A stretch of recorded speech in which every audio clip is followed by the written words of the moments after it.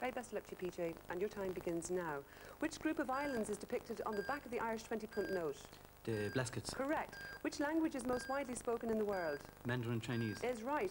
Alan Alda played what character in the TV series MASH? Pass. Hawkeye.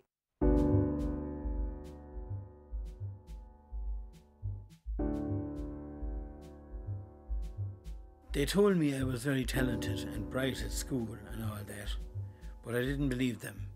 It was my own self-doubt. For some reason, I just had this thing that I don't want success. Success is a problem, and I don't want it.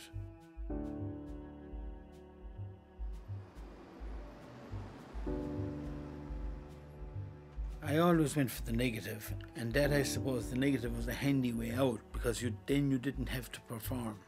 You could just say, ah, there's poor PJ, Asher, God help us. I remember when being in college in Dublin in 1981, and I would say most of the time I was there I suffered from depression. It wasn't like I had any pain, it wasn't something physical, so I could say, there's my arm, check it out, or take blood from me, or something.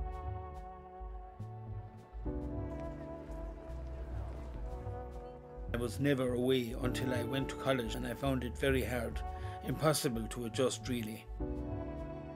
I felt kind of a bit lonely, and I suppose I was a bit overly mothered maybe too. My mother was very protective of me, I'd say, since I lost my arm.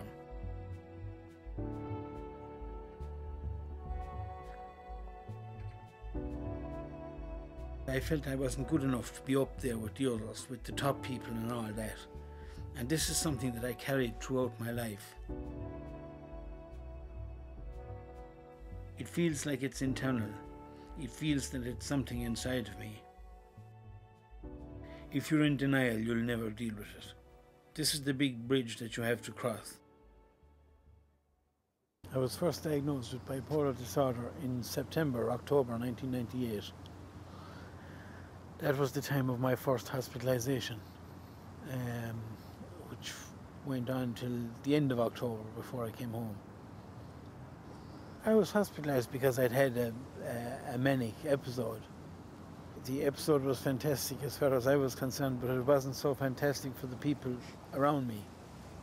A high is the most wonderful feeling one can have. One feels wonderful, invincible almost. It's absolutely superb. Once it starts, you don't want it to end. But of course, it's artificial. It's not real. And it's also, as well as everything else, it's dangerous. It's dangerous because it can lead you to do things where you totally disregard any risks or whatever. A lot of your logic goes out the window.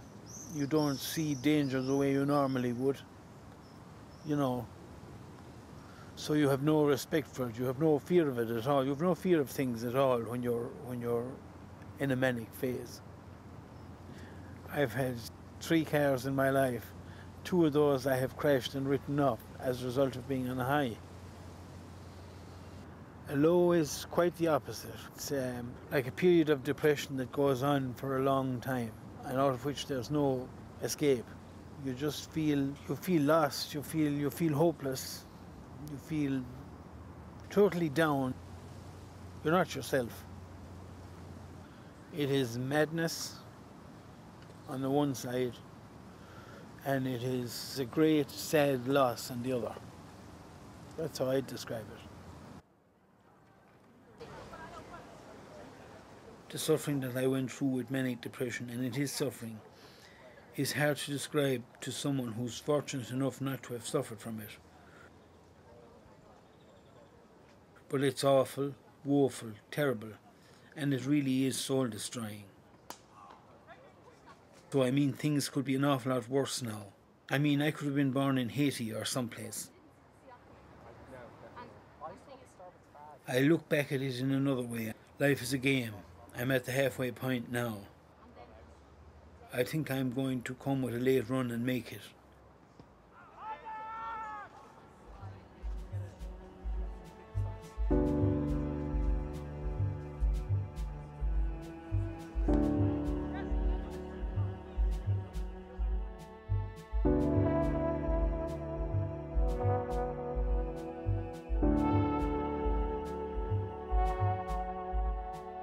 you.